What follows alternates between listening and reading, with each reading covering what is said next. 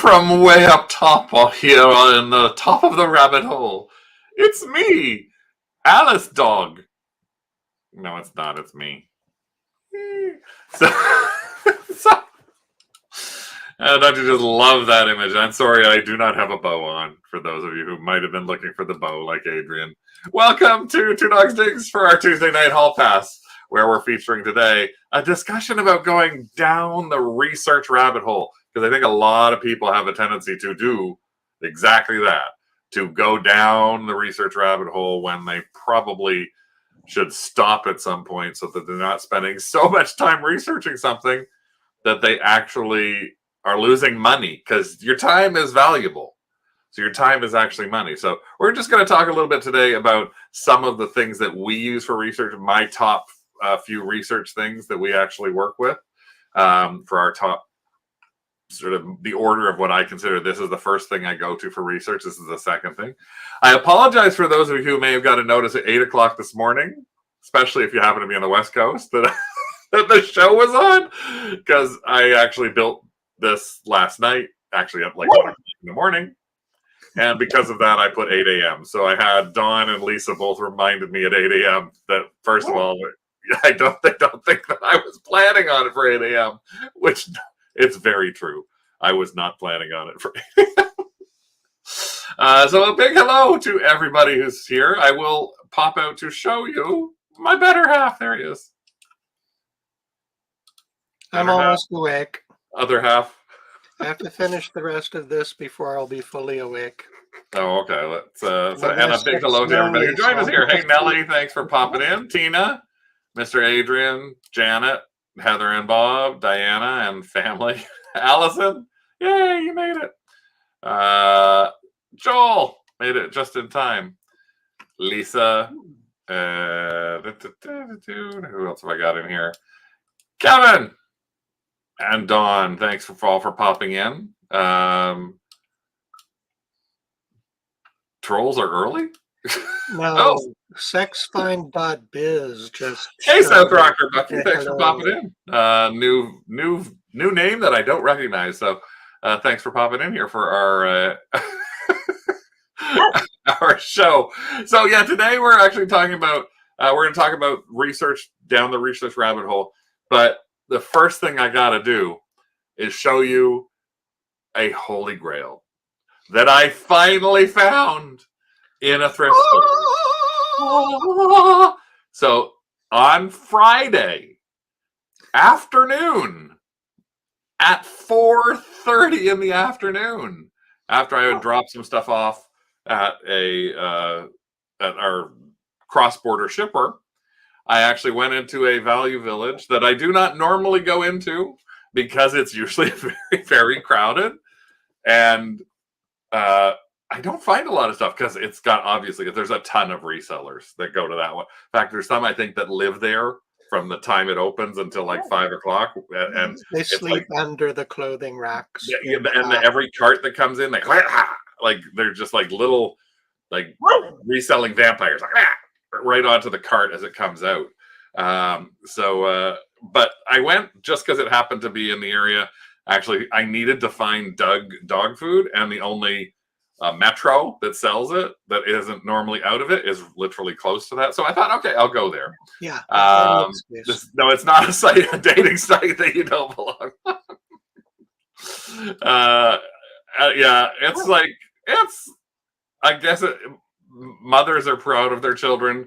Actually, and bots, it's not a person; it's an automated bot. Probably a bot of some kind. But, and Doug is saying, "Get away from us, you troll!" But anyway, so I'm going to show you right now. I'm going to pop in to see if I can do this right. This is a little video of what I walked into the store to see.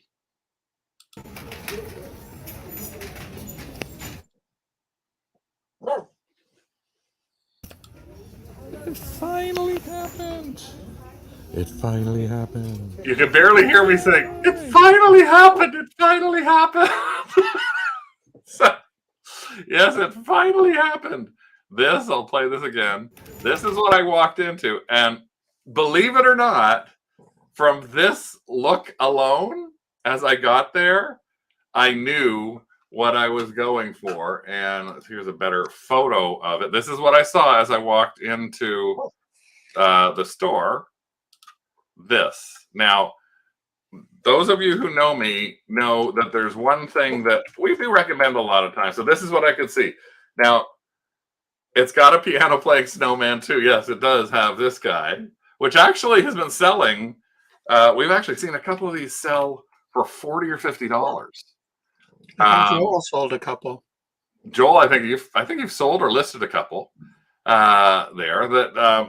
And these are something that I think everybody needs to consider, which is whether you're actually selling Hallmark Jingle Pals. Now, some places sell them extremely highly priced. But one of the things, Joel just sold one for 40. One thing that helps, and sometimes you find these, I found one today. It's a Jingle Pal that still has its Hallmark tag on it. And we actually saw this guy sell for over 50 US. And I know he was $7.99, but I already have 2 piano players that we haven't listed yet. I'm bad. But that's just it. Including the video is what will help sell it. But here's the thing. Oh, Heather can't seem to sell hers. Have you got videos in yours, Heather? Here's what I actually saw in the store down at the bottom there. From that angle, I didn't touch this. I didn't place it that way. From that angle, I could see this. And what everybody needs to know is that this is the only Canadian exclusive that was ever done for Jingle Pals. So, Rick, I think you can probably look it up while I'm about to show this. So this is like, I didn't even test it. I just brought it right home. It was like, I'm bringing this home. I grabbed it and here it is. And this is the Canadian exclusive. A couple of years ago, I pointed this out to a couple of people, and I'm going to sound like a bitchy queen here. I pointed out to a couple of people who are not here, who then went out and happened to find one. One found it the next day after I did it, and it was when I was launching the Kennel Club and saying, if you could, support us by buying us a coffee for $2 or joining our Kennel Club for a couple of bucks a month. And the first person who found this, who I've known for like a long time, sent me a message going, look what I found, and then didn't join the Kennel Club and didn't give us a tip. So this actually lists right now on eBay and has sold for $250 US. There's 2 live ones right now listed from Canada at $318 and $349 US. And the solds on this are $250, $249 and $250. There's Rick's just popping in there. There they are. $249, $230, and $244 for this guy. And again, I didn't try them.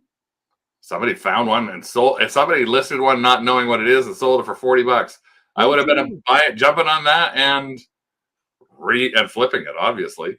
But here he is, and this is the little Jingle Pals. What it does. Jingle bell, jingle bell, jingle all the way. Oh, what fun it is to ride in one horse open sleigh. Hey! Jingle bell, jingle all the way. Oh, what fun it is to ride in one horse open sleigh. So you Canadians, you Canadians, keep your eyes open for this. And if you just, even from the back, if you see a little oven, it's the only one with a little green oven. So I had not found that ever. I pointed out to other people who found it. I had not found it ever, but I did find it. And I actually been saying for the past 3 or 4 weeks after the Christmas stuff came out, I've been sort of doing my chant saying, You manifested it. You're going to find the Jingle Pals. I literally squealed when I walked into the store. I was like, ah! I think that came out loud when I walked in because the security guard looked at me a little strange. I was at home and I heard it. Huh? I was at home and I heard the squeal. You were at home and you heard it. So yeah, that was just a fight I had to point out. Now I know what I have to do. I've got to list that. Now I had Rick doing videos today of all of ours because we actually had a tub full with them. I had them all on display. Huh? I've done the draft for that. Okay, I had them all on display actually, and I usually Instagram them. So I'm going to be doing an Instagram of each one of them, and then we'll put them up for at least have the file saved so I can Instagram that for Christmas. And now I have to go in and start chanting. My mantra is "Find Dark Tower, find Dark Tower." It should have been listed within 48 hours. Well, I wanted to save it for the show. That was my whole thing, Joel. I had to save it for the show. And I'm actually building a little Instagram and TikTok about it. So I'm doing that tomorrow. So that was my yay for the day. I also wanted to say to those of you who are in our craft group, the Canadian Resellers and Fantastic Thrifters group on Facebook, that if you recall, the beginning of the month when we have our what sold this past month, I challenge people to say it's time to look for mugs. Now, some of you I have actually answered. I did a little reminder in the craft group earlier this week that says, hey, mug me on Monday. I think it was last Monday. I was like, show me your mugs. And I've got quite a few people who actually are showing me that they're selling mugs, which is great. You're thinking about selling. Those of you who haven't done it, though, you may not be thinking about it. So, like, for example, I don't know, Allison, if you've considered selling mugs before, because it might not be normally in your purview. But there is the possibility of actually finding mugs to sell. Now, first I'm going to show you this, and then we'll get on to the research. I promise we'll get on to the research. So what we're going to do right now is I'm just going to show you. So right now, if I go to, this is actually right now, there we go. In eBay, there are 32,000 mugs that have sold on eBay in the past 90 days. Don't think about it actively, just passively when you happen to go into a thrift store or when you happen to drink your coffee in the morning. At least I love a good vintage mug. And she actually just sold one that we have that she pointed out, which was a McDonald's Canadian one. Again, a Canadian exclusive on their Fire King milk glass that she sold for $59 US. And we actually find those at Canadian thrift stores for like $1 or so when you can find them. So that's another thing to look for. You can look at that in the craft group, but I just want to show you there's 32,000 mugs. And of the 32,000 mugs, everybody thinks you got to be new. It's got to be a new mug. No, in fact, so this is solds. Take a look at this. From the solds, 41,000 total mugs listed, but where's the new? No. No. There they are. 27,000 of these mugs. Right here, 27,000 mugs are new. 11,000 mugs are used. So again, people think, oh, you can't sell a used mug or anything along those lines. Well, here's just some of ours in the past couple of months. Just so you can see, we sold an Ovaltine mug from, we don't even know where. We don't even know what language it's Indonesia. It's an Indonesian Ovaltine mug for $12 plus shipping. We sold this very bizarre cartoon, which was a German Hitler mug, for $40. We sold this Sugar Skull mug, which we've actually sold 6 of before, and Rick found one more. The other 6 we sold for $28.88 a piece. And this one sold within a day for $28.88 plus shipping. We sold this Starbucks set, this cute little Starbucks set. We literally picked this up and it sold within a week or so. And this is the Demi-Tasse set. And again, we always leave the price, like that's the original Starbucks price tag on there. And it actually was £10, or where, I guess in Helsinki, whatever that would be. But we sold that $49. Let's sold that for $40. So there alone, 1, 40, 80, or 70, that's 40, 110, 120, $120 for 4 mugs that we sold all within the past like 2 months. So yes, I am not a bot. Although some people think. Yes, and that is, Tina's got a great point there. If you use Barkeeper's Friend or Bonami, we like Barkeeper's Friend the best. It cleans them amazing. So you may have some that actually look like they're even scratched up. And I had a Ray Dunn bowl, Mr. Rick. I had a Ray Dunn bowl that had a real bad scuff around the outside, and I kept saying to Rick, "Don't clean this. Don't wash this. I want to show if Barkeep's Friend works on it." And what happened last week? I walked up to the sink, and there it is, completely clean. The marks are gone. I And I was said, sick of looking at it sitting beside the sink for the last year.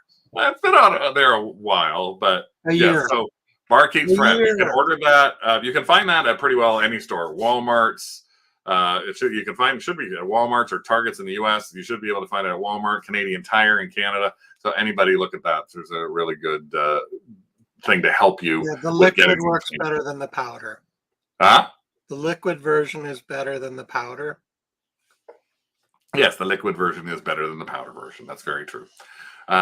So we talked today about the research rabbit hole. Here, I'll put this up again because it's just such a great little photo. And Rick said he just couldn't find a red bowl. Oh, Lisa prefers the powder.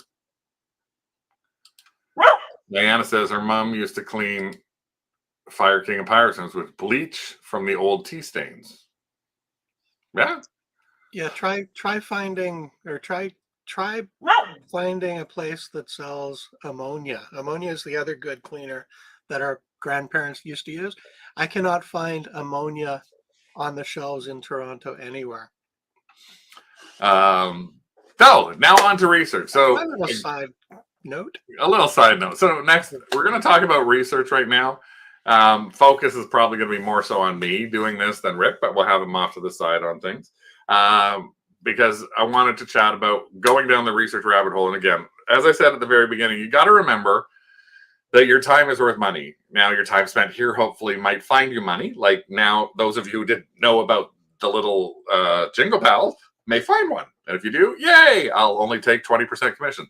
Or if you started selling mugs and sold a mug for $50, yay! I'll take 20%. No, I don't take any commission. But you can always buy us a coffee on buyusacoffee.com. We're 2DogsDigs there, in case you wondered.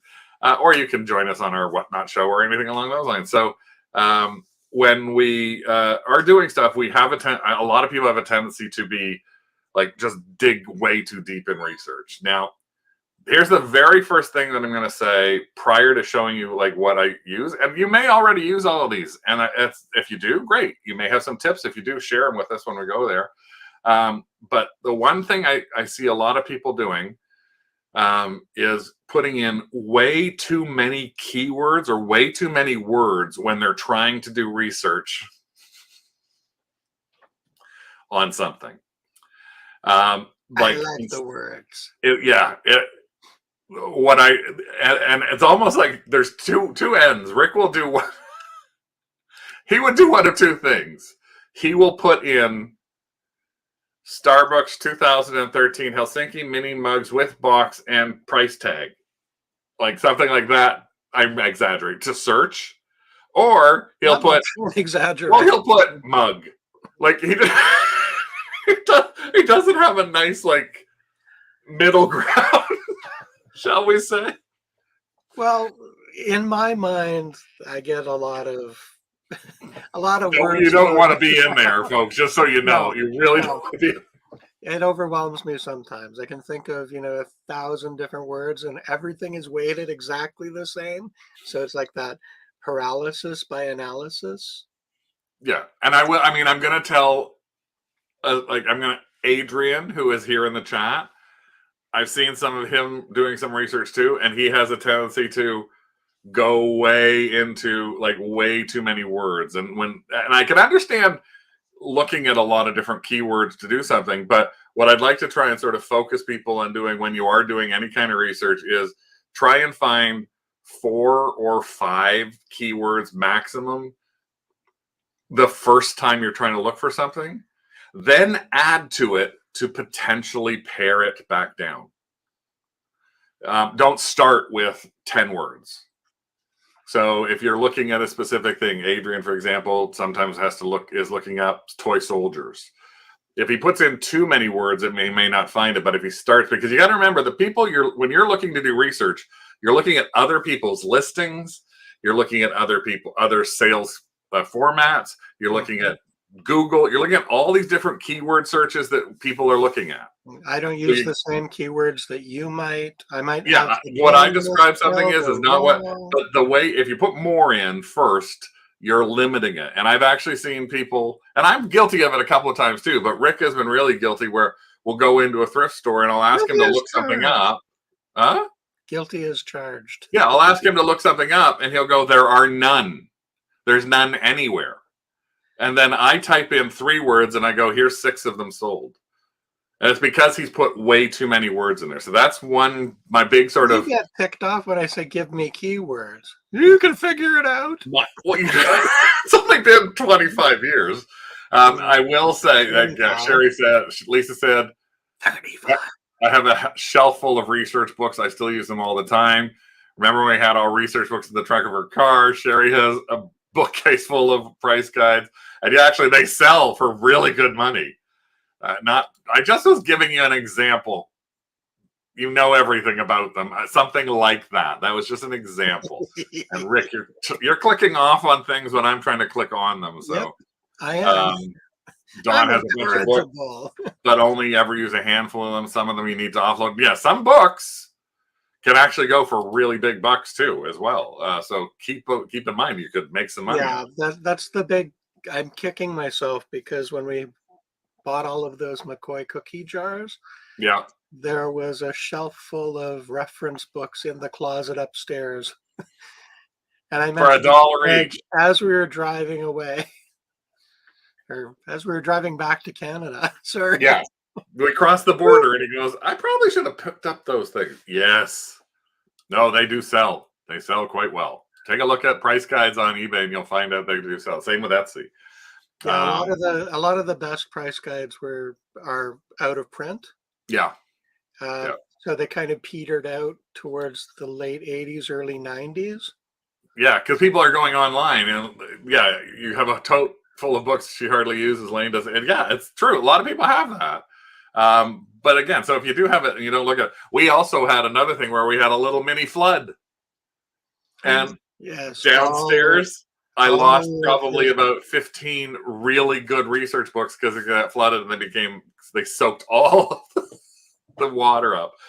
I still look for those. You can sometimes find them at thrift stores, but take a look around for them, and you may find them at really good prices. It's actually, I found them to be really good for me, especially in the toy area. My G.I. Joe book, it's so much easier for me to reference by flipping through this book than it is to try and be typing on a bunch of stuff. But yeah, the reference books are useful. Even the older ones are useful for helping identify and verify what you actually have. Yeah. Pricing probably won't be the same from 1988 as it is now. No. So let me take you through what we actually look at from our standpoint is what's the goal. So we have a number one that is now my number one. I can promise you that 3 years ago, this was not my number one go-to. It seems to be my number one go-to right now. And that is very simply Google. Why? Well, because there's a couple of things. When you're sitting there in a store and you have your phone with you, if you happen to be doing this, the key to this is using this Google Lens to try and figure out what it is that you happen to be trying to find.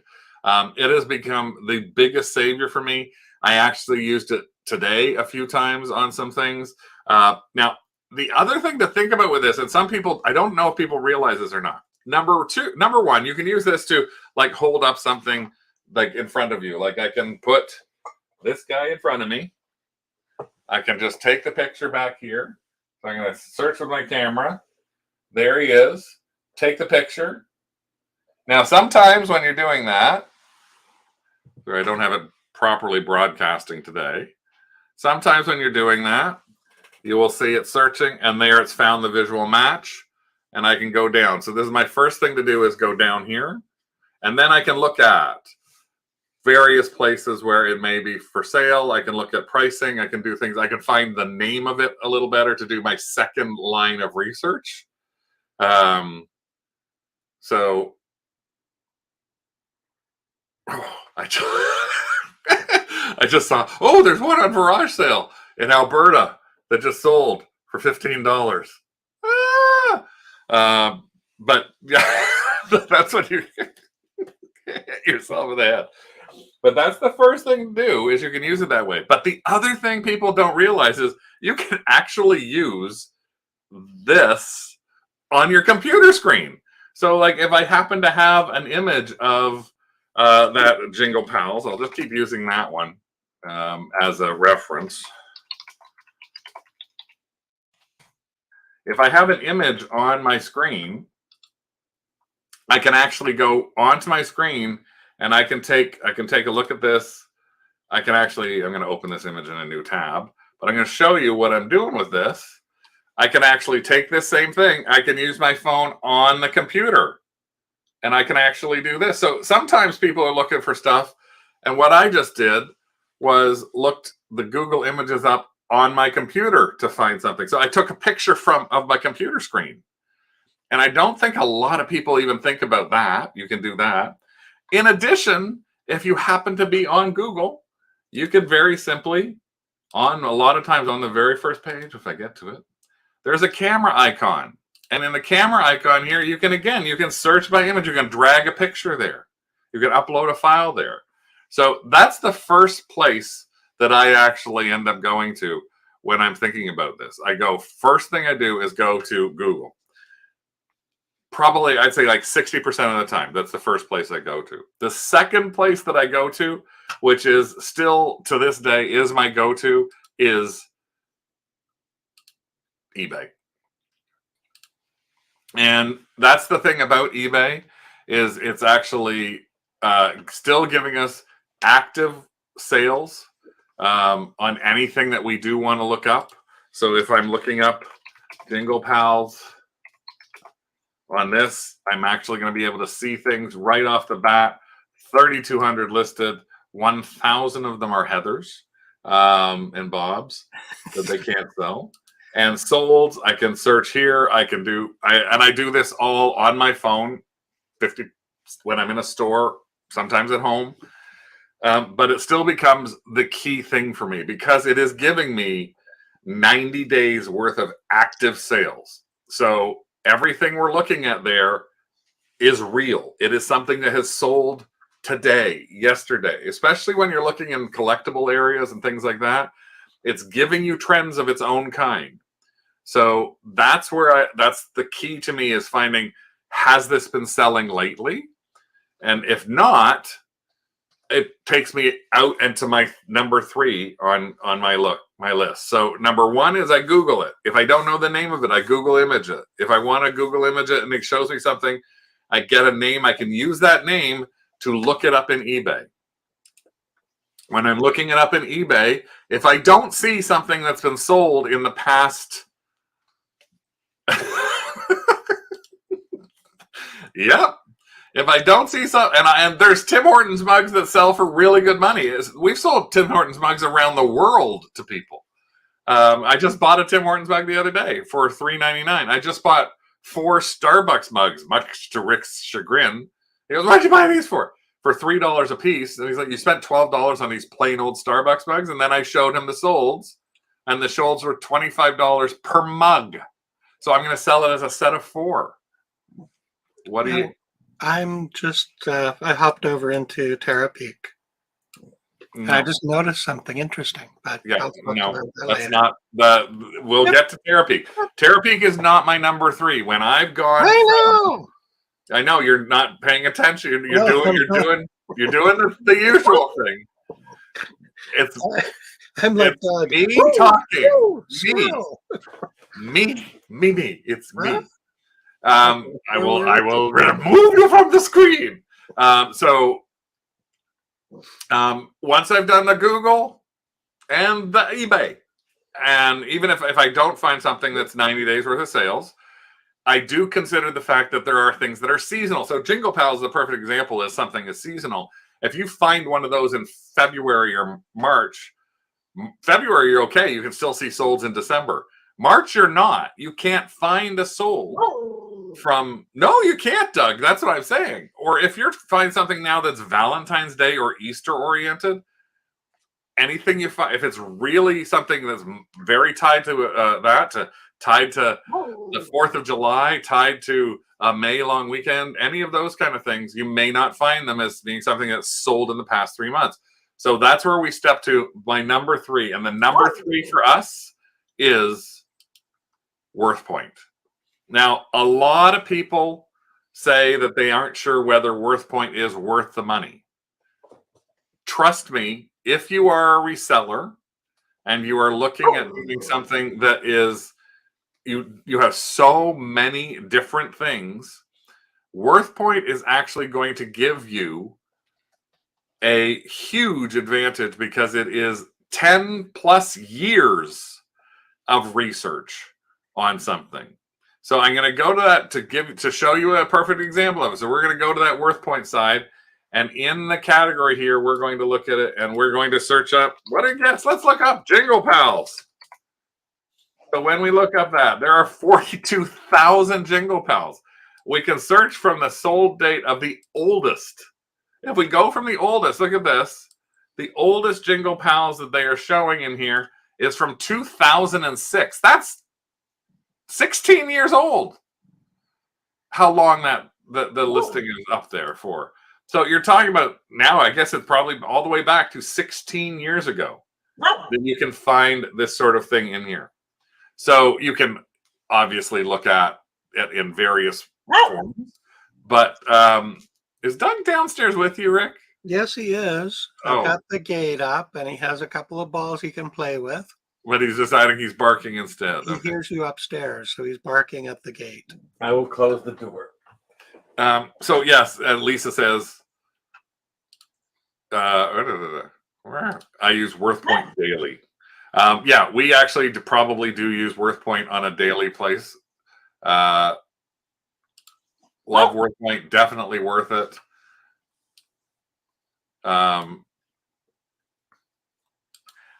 And I talked to them, Andrew, they will not give us a discount. They don't do discounting, a promo. I do believe, though, let me just do a double check here at the moment, because I believe that they actually have given a promo code to our Max Sold folks. And if they have, I can see if I can have them share that with you, or I can give you our link as well. We do have a link that it gets you 7 days worth of trial. And Allison, I'll show you this. Here's the sorry, I'm gonna go see if I can try it here. So here now, the thing about WorthPoint, it is like $30 a month. So if you go into it, it does cost you a little bit. There's a couple of different things about WorthPoint, though, that you should also know. And we have not done this second one yet. He's got snacks. No. They filmed you. They said they would make a commercial. Oh, really good.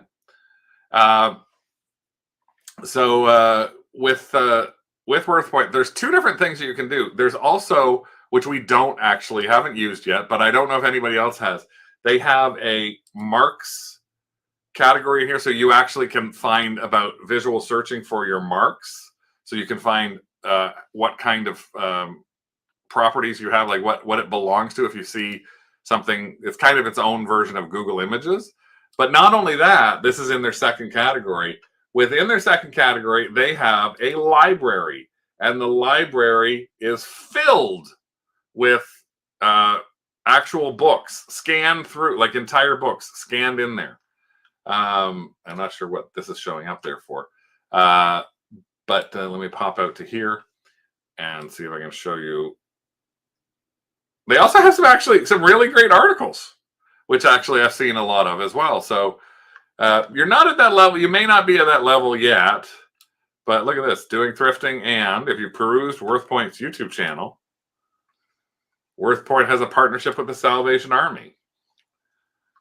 Yeah, the nice thing about WorthPoint for us as well, because we do run a business, everything that we pay in terms of subscription fees are a write-off. Yes, so we can expense it 100% against our income.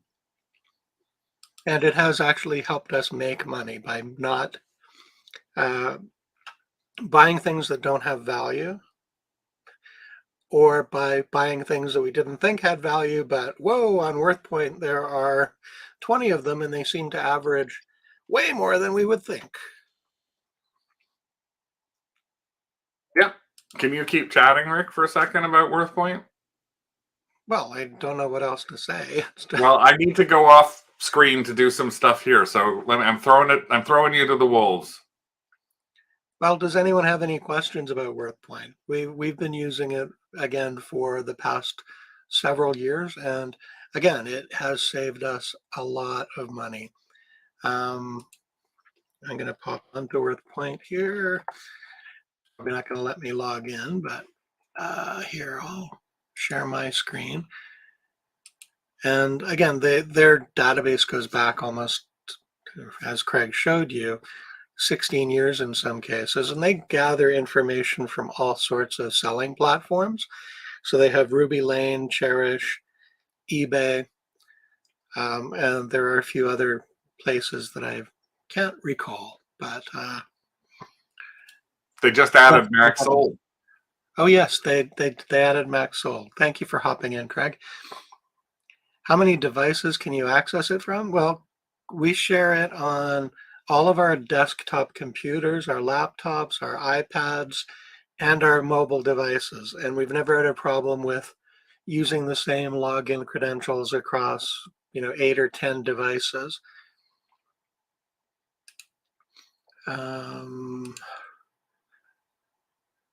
It's okay to be frugal. Da, da, da, da, da.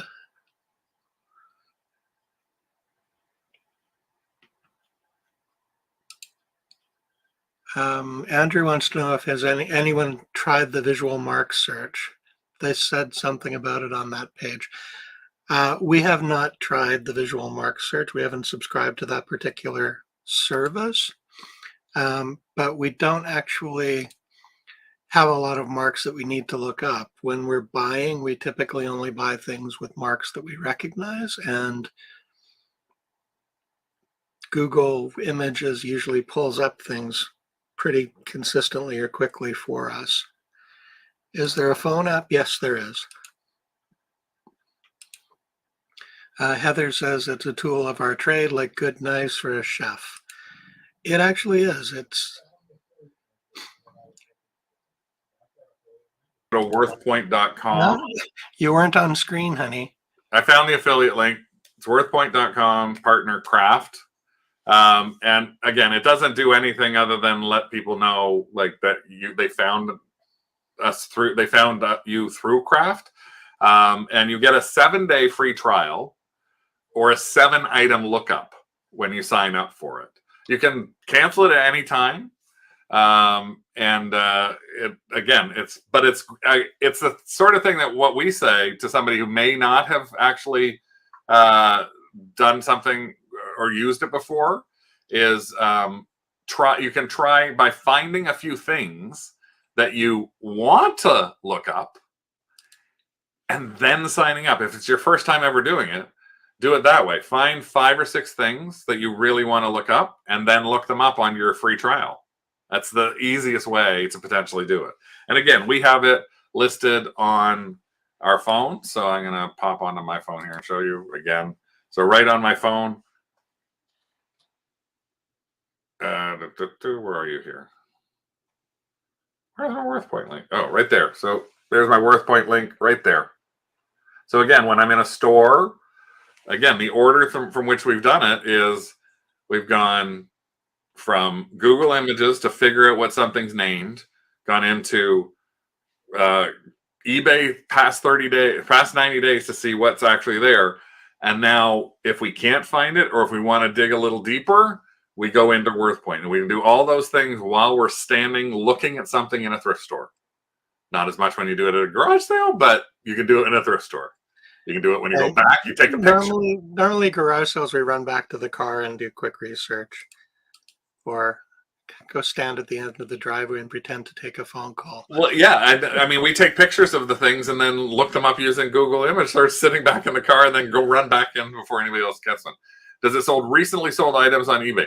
I think that the way that they actually are doing it is, yeah, there are recently sold items. In fact, let me pop that thing back up again where we were looking at WorthPoint, just to give you an idea. Let's see if I can find that where we were looking at Jingle Pals, just so you know. So we're looking at Jingle Pals, and there's, what the heck are you doing? That was my screen. I know, and why you're doing it, I don't know. So there's Jingle Pals. Let's go sold date most recent. So the 42,000 items that are showing there, you can see right there. This is October 22nd on these. So it's showing items that are literally 30 days. So it's eBay from 30 days ago. So it's just missing the past 30 days. Yeah, who knows when eBay shares the data with them. I know for Google that eBay sends a massive dump of data to Google Shopping every day. But I think it would depend on what WorthPoint and eBay have agreed on. I'm guessing based on something like that. I don't know. Let's just say coffee mug, October 23rd. So I'm thinking it's 30 days based on what we're seeing there. So your first 30 days you can find on eBay. Now, so that's our order, like 1, 2, 3. Our number 4 is actually, again, this may be strange to some people, but our number 4 is actually still not Terapeak. Our number 4 for me is Facebook. And what it is on Facebook is taking a look at various identification groups to try and figure out something. So this is helping you with names of things, years of items, the character you might find on something. If you can't find it using Google Images, see if you can find a group. Now, here's one of the easy ways to do it is just to go onto Facebook, look up groups, ask for the word identification, and then under identification, just ask for it to pick up groups. And you can see right here, these are all groups that have the word identification in them. Vintage glass, action figure, mid-century modern pickers. What is this? Identification for a vintage girl, jewelry, ask Mary. Like, there's so many different kinds of things. And again, sometimes you may not find an actual identification group. And some of these have thousands and thousands of members in there. Free appraisals. Lego minifigure. It's only got 8 people in it, but you never know. All you need is one person to help you when you're doing that. Well, that's how I sold my Oiva Toika. I was going to say, we'll go back to Oiva Toika. And for those of you who don't know, some people may not. So, I'll pop it to you and you tell your Oiva Toika story. Oh, I wanted to look it up, though. Can you look that up on WorthPoint? Yes, I can. OIVA space TOIKKA. A few years ago, Craig and I were down in the States at an estate sale, and I was walking through the basement, and I saw a funny-looking little blob of glass. It looked like a sheep, a blown glass sheep, sitting on a shelf. It was $6. It was half price day, so I bought it for $3. I was playing with it in the car. I was looking at it. I was showing it to Craig, and he's, "Why do you buy that crap?" I did not say that. You do say that on occasion. I did not say that. I mean, what is it? I said, no, what is it? What did Good Dog buy? And it was another, it was only $3, so I was happy with it. And it was a cute little thing. It was actually a signed Oiva Toika piece. And Oiva Toika is a Scandinavian glass artist. And basically, I looked on Facebook and saw that there was actually a group devoted to Oiva Toika and the sculptures that he created. And it's actually a bird sculpture. This is not it, but it's the only one I could find. Just to give people an example of what it could look like. Yeah, that's basically it. Anyways, So I posted to the Oiva Toika Facebook group, hey, I found this at an estate sale for $3 and I need help identifying it. And I was inundated with messages about what it was, when it was made. And then one message from a Japanese collector, I want to buy that. What do you want to, what would you take $1,000? So of course, Craig and I chatted about it, and I sent a message. Not a what do you want for it, and I would like to buy that for $1,000 US. On a post that said, I just found this for $3. $3, yep. Anyways, ultimately, I chatted with the group owner, who said, "Yeah, this piece is probably worth about $700, but that's a Japanese collector, and the Japanese market is really strong for these, so they're going to pay up for it. So it's a solid offer. I would take it if I were you. If you're interested in selling, it would be a solid offer. I would take it." And ultimately, we did. And it's not the first one, Lane, that's happened on, and he's found a few other things that are like this. And again, learning about them was finding the Facebook group that actually could ask that. Now, I know Heather said you usually have to wait to join the group and wait to be accepted.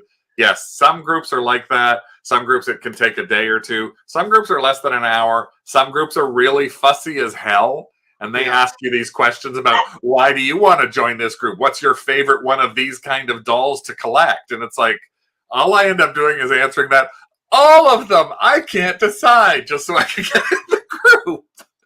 And then I ask the question, and then if it's the only thing I had, I leave the group. Yeah, here's the group. It's called Birds by Toika. So somewhere in there is Rick's email, probably. Yeah, I might be able to find it, but I won't bore you. So that's what we did. So now we've got your list. We're starting with Google. We're finding out more information on it. We've gone from Google and we go to eBay. We find 90 days worth of sales on eBay. We can't find enough info there or no info there, or we want more info, we go to Terapeak. We can't find anything more on Terapeak. No, we don't go to Terapeak. We go to WorthPoint. Then from there, if we're still stuck on what it is, this is mainly, we go to Facebook. Then after all of those things, we go to Terapeak. Now, here's something nice that, again, just found out. You now have 2 years worth of information on Terapeak. Thanks to Nelly for pointing that out. I was actually just in there to say that, but anyways. I think it just jumped in recently, and you have to do it like it. I think it defaults to like last year. But you can go on here, and then underneath this last year, you can do last 2 years. So again, that's something that works a lot better. I'm going to pop you off, Rick, because Doug barking is just really bothering me. Maybe you can see if he needs to be let out. Yeah. So with this, you can see 2 years worth of stuff. And again, a lot of times what we find is that we go on to Terapeak when we're actually doing things right close to listing. So that's where we can look up the extra 2 year stuff. If we're purchasing, we've actually used the other things. Terapeak becomes much more of a for us to use when we're actually doing our final listing, our final pricing, or something along those lines. And part of the reason that we don't like to use it so much when we're outside of it is there is no mobile version of Terapeak yet. You can still access Terapeak on your phones or your mobile devices, but you have to go in via the web. So you have to go in and sign into ebay.com on like your browser and do it all that way, which it's not optimized in any way for you to use anything on your cell phones. So that's kind of the way that we do that. This becomes the last thing. And I don't necessarily look at Terapeak if I found if I'm doing my pricing and I bought something, I might go to Terapeak again, but I probably bought that just because I knew why, and I've got an idea on the pricing that I want in there. Andrew saying, I use Terapeak a lot because I can filter Canadian listings. Yeah, it is a nice thing to be able to do. Lisa saved Terapeak on her home screen, but it's so small. Again, I keep hearing they are going to at some point move this so that it will be optimized for you to utilize. I mean, it's a great benefit, but to have it beneficial to just desktop when so much more is being done mobily, I got to kind of hope that that's the way they're going to end up moving towards it. So, and again, if you've gone through those places and you're still having trouble or things like that, there's also other places you can look. And one of them, I'll give you an example. This is us. We actually put a video out, which is like how to identify toys for resale.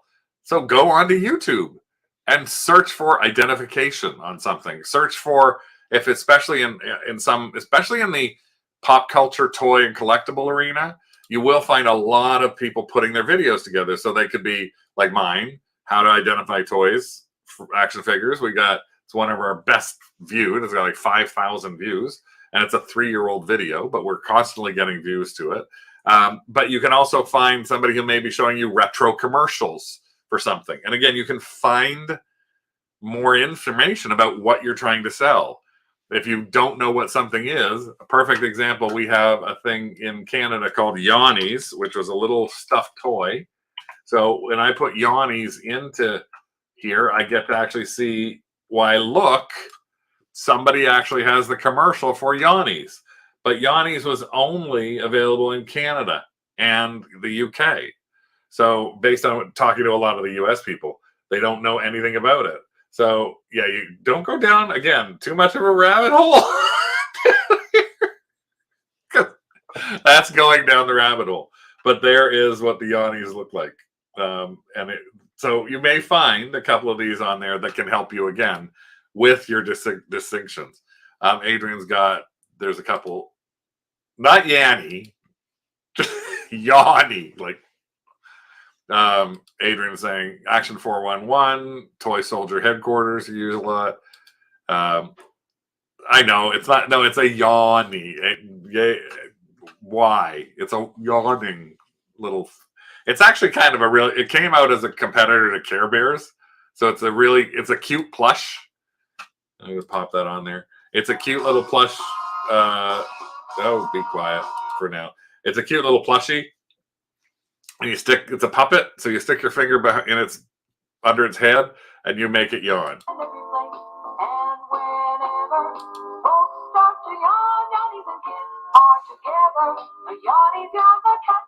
Just try it out, my friend. Whoever is beside you will yawn right back again. And here's a little secret that yawnies like to keep. Sometimes when you start yawning, you yawn right off to sleep. Yawnies each sold separately from Irwin. So again, that's just another place to consider, is think about doing something there. Lisa does not remember. No, I don't remember either. Heather's saying our Whatnot sale was informative too for flat dolls. Well, that's the other thing. Watch shows that are the type of things that you may end up buying. So I know Heather has been, in the past little while, he's done a lot of different, she and Bob have done a lot more that's in the doll area. I don't think before she started talking to us, I don't know if Heather, if you ever even looked at Monster High dolls.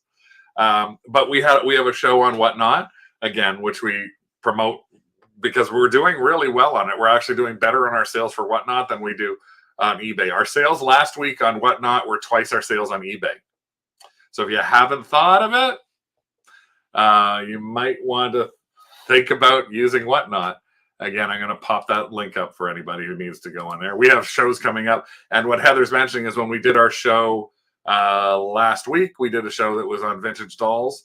And one of the dolls that we were selling were ideal Flatsy dolls. And Flatsies, some people have never heard of, including, obviously. Wait, I'm trying to get to the seller screen here. Where's my, there we go. Come on, go to here. So this is actually our current Whatnot schedule. So we've got 352 followers already. Yay! And then here's we've got to do videos for these for Monster High dolls, vintage fashion dolls, estate jewelry, stocking stuffers. We've sold 188 items already. And Well, the funny thing was with the flatsies, I forgot about the fact that they have their shoes are built into their feet, like they're part of their feet. These little rubber things. So we had two of those. Shoes are flesh colored, and they're flesh colored shoes that match their feet. They're really strange.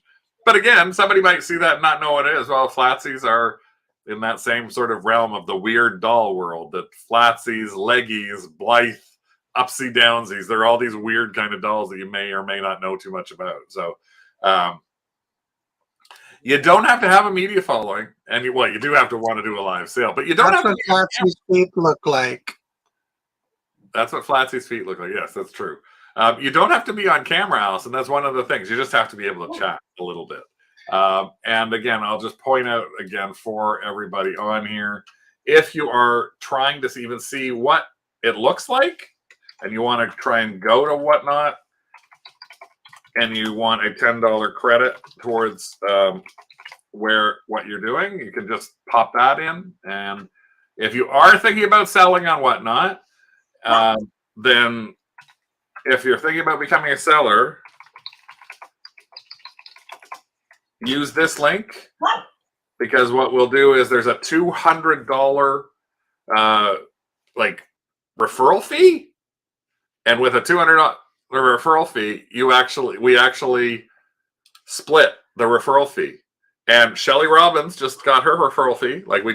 She sold a couple of things, and Joel, who's on here, has done a couple of lives, and we've just applied for our referral fee for him. So and he's getting used to it. Yeah.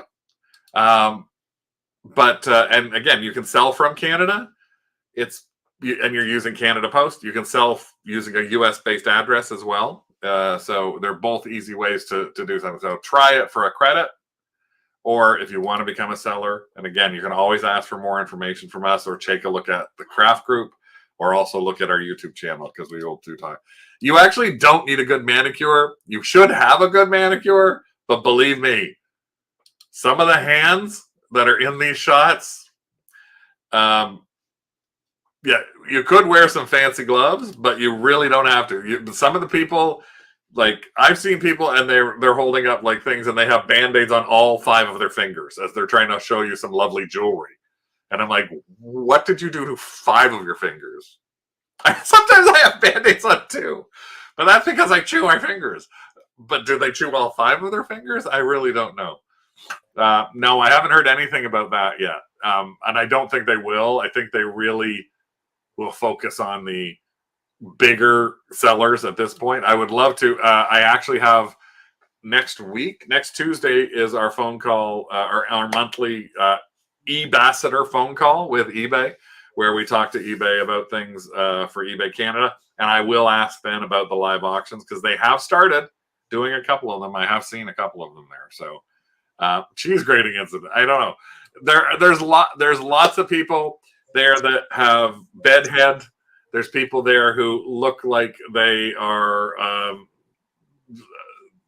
There's not like they're from the people who shop at Walmart Facebook page. Like there's some real specially done up people. There's people who can't speak.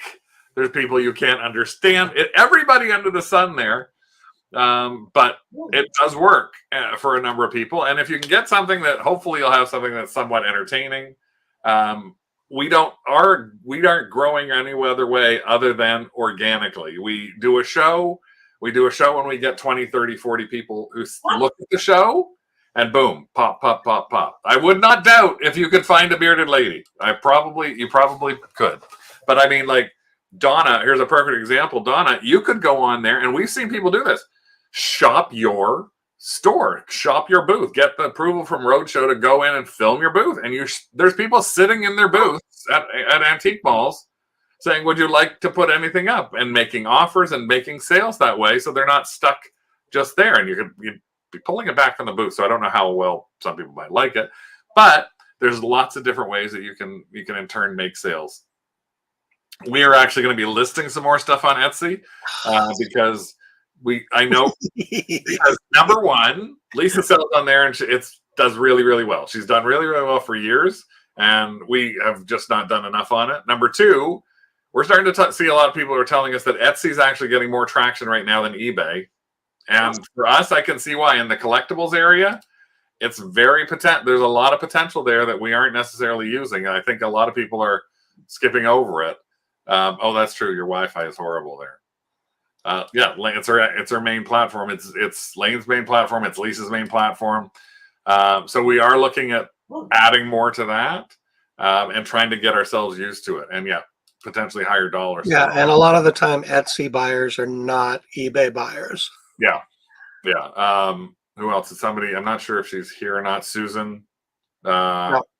Was Lisa it who? Wallace. Lisa Wallace. She also sells on Etsy and gets good money, better money on Etsy than she does on eBay. So, but yeah, we've heard a lot of things about Etsy. No, we don't. Unfortunately, we can't use cross-listing software in Canada. I wish we could, but there is no cross-listing software that works with eBay and Etsy because Etsy Canada, it doesn't work. It won't link. Yeah, I never got any messages back from the dude that was doing cross-list it. I was part of the pilot project. So if you're in the US, you can if you're selling in the US, but because Etsy Canada doesn't have the same kind of way that eBay does, we can sell in US dollars. We list in US dollars, we sell in US dollars, but it can't let us cross list. It can also not let us, it can only let us cross list to Poshmark Canada, not Poshmark US. We haven't found a cross lister that does anything along those lines yet. Yeah, we break too many rules. Yeah. So but those are some of the things that well, I had one thing that you didn't ask me about my research tip or tool. I have one thing. Well, here's a couple of things quickly on Etsy. Yes, Lane, I wish they had it was an easier way on Etsy to find sold listings. Yes, I can't cross list, but damn it, I can cross dress. That's very true.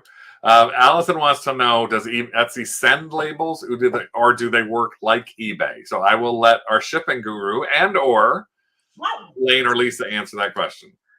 Well, we always buy our own shipping for Etsy. We've never used the Etsy labels. I think if you use Etsy labels, you are confined to, if you're in Canada, buying Canada Post labels through Etsy. Maybe Lisa or Lane could confirm that if they use the Etsy labels. And can you make a comment on that, on Lane's comment about Etsy having an easier way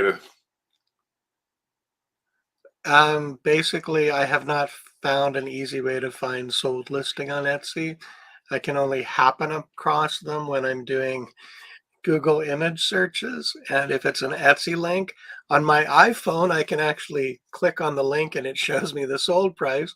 On Craig's Android, he clicks on the link, it does not show the sold price. No idea why.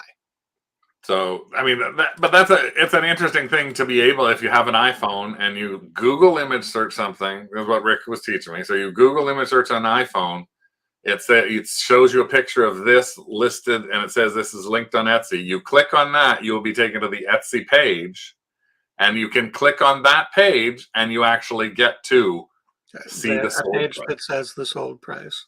That's the only, but it's a long way to try and get around things. Yeah.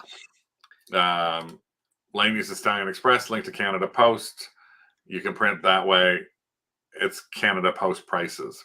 Well, you can actually use Stallion for buying U.S. prices too. U.S. shipping.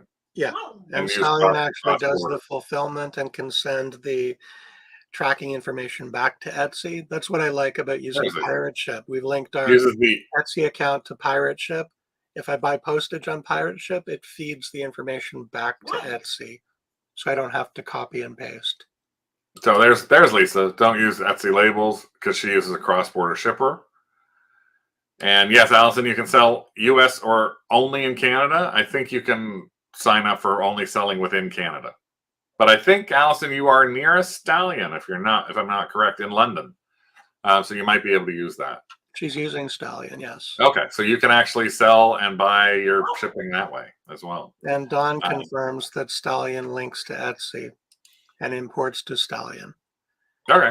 And it does the fulfillment as well. If you purchase postage on Stallion, with your Etsy account linked, it will send the tracking information back to Etsy, so you don't have to worry about that. So I have one research tip that you sorry. ignoring me.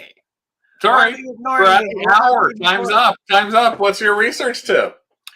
My research tool is actually the Wayback Machine, the Internet Archive.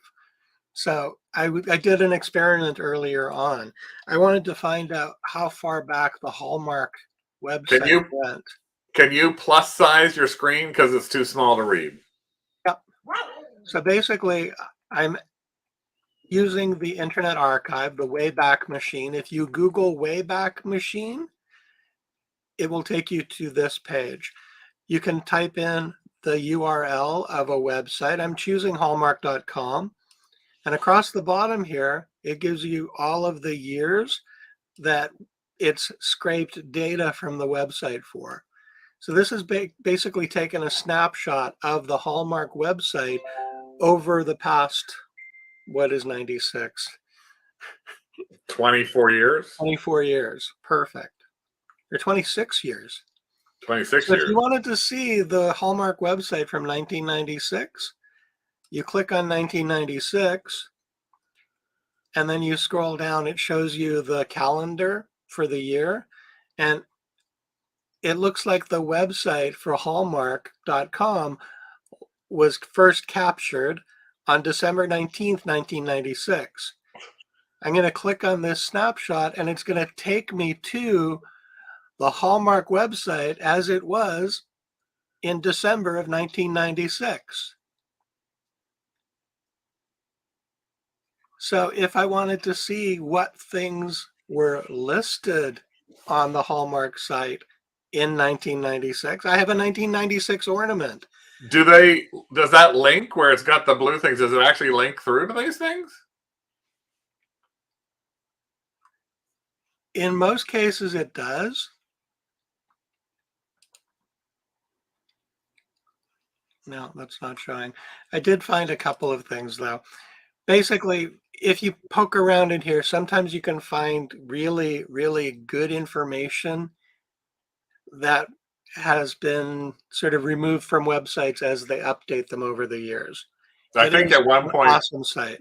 Lisa's saying you can see old Libby Glass catalogs can be found there. I think at one point you actually went back in and found our Barbie bulletin that we actually wrote in the 90s, and he found the web page for that, which was quite funny to see. But hopefully they'll give you some idea on ways that you can take yourself down a little shorter research rabbit hole by thinking about, one, starting with that middle ground, 3 to 5 words when you're looking up an item. When you're going to do any research anywhere, 3 to 5 words to start out, then add to it, pare it down, change it up, so you can get a better grasp on what is there. So that's your first comment. Number 2, you go to Google. You Google image the heck out of something to get more words on it if you need to. Then number 3, you go from that into eBay. Check your 90 days. Go from eBay to WorthPoint. It's really well worth it. And if you can't go to WorthPoint, go to Terapeak, but go to WorthPoint. Think about those Facebook pages. Look at 2 years worth of data now from Terapeak. And again, the thing we do like about Terapeak is for seasonal items, you can actually check and see what the sales were like at a specific time of year.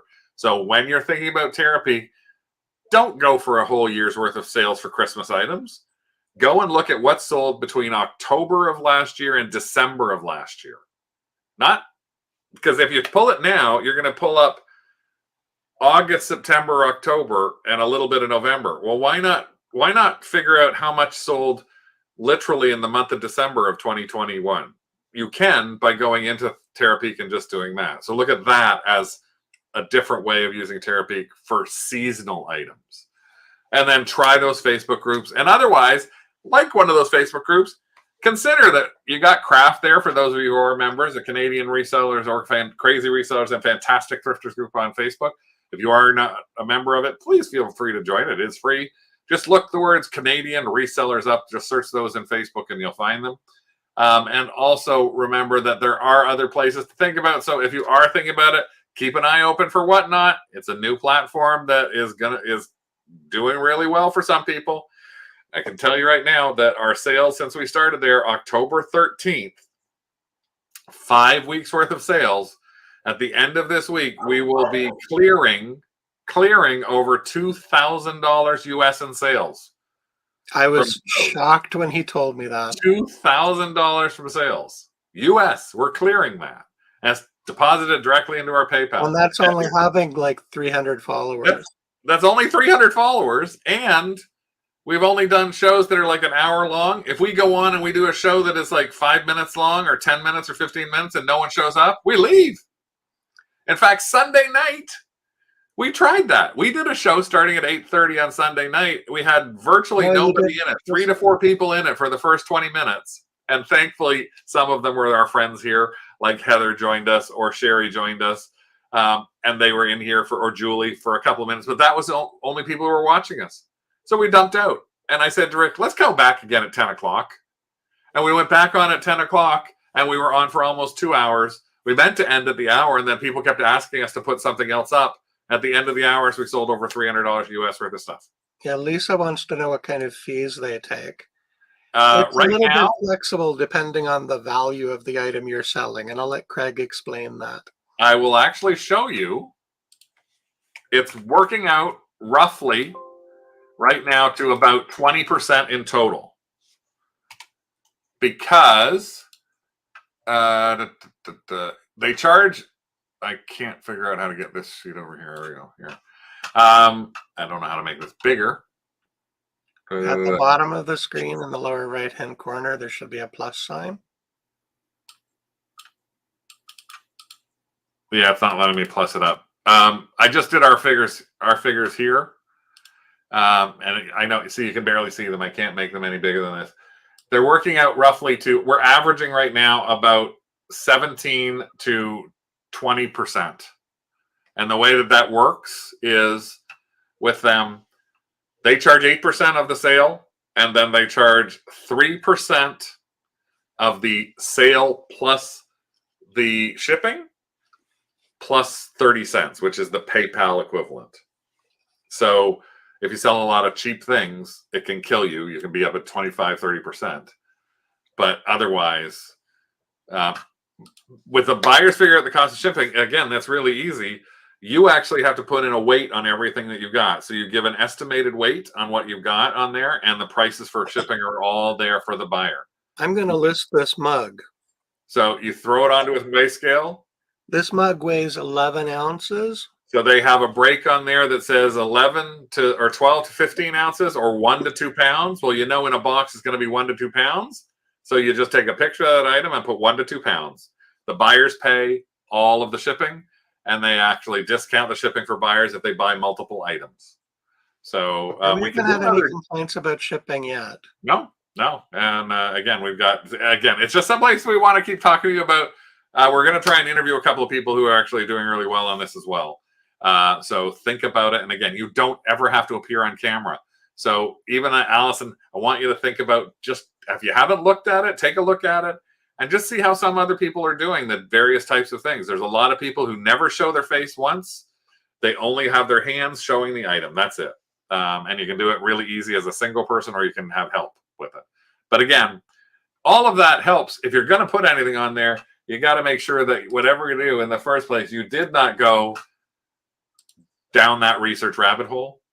And if you do, just stop yourself at some point and say, wait a second, how come I spent an hour on this sort of stuff? And I'm doing that right now with some Barbie necklaces. I can't figure out what they're doing. I've given up. Joel doesn't show his face. I show my face, but don't show Rick's. Rick will not go on camera. You made me sit on camera once. I made him sit on camera. That's because I got a cramp in my leg. Yeah, but literally got a Charlie horse in my leg, and I had to get up. But you throw me on camera by myself, and it's like my brain goes, "What are you talking about? What do I say?" There's a bow because this is an Alice in Wonderland image that we stole, and Rick put my face under. He covered up Alice and her hair and left Alice's bow on my head. Isn't it? Because Alice goes down the rabbit hole. So, again, thanks so much for joining us here on 2DogsDigs. Hopefully you'll follow us on our craft group, or you'll join us on our on our YouTube channel for other stuff we post up, or you'll follow us on TikTok or Instagram or over on Whatnot at 2DogsDigs. Hold on. I am good dog. No, I'm not. I'm always saying this. I'm always saying it wrong. I'm bad dog. I'm out of here. He's good dog. Hold on a second. Oh God, you're gonna do this again. No, just a brief thing. Heather wants to know how to find Joel on Whatnot. So Joel, if you could put in your Whatnot handle, that would be useful. I think it's Joel71. Joel71. Perfect. Okay. Now we can say goodnight. Good night. Bye, kids. End.